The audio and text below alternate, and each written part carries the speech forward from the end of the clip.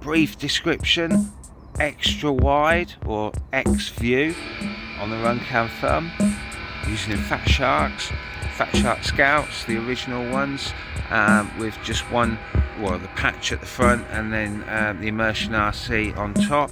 We've got Rush Tank Solo in the back there. We're going to be running it on full for here.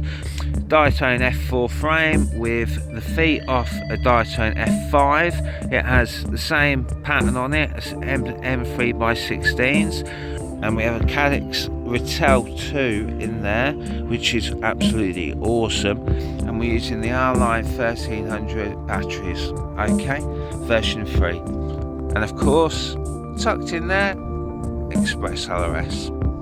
Let's do it.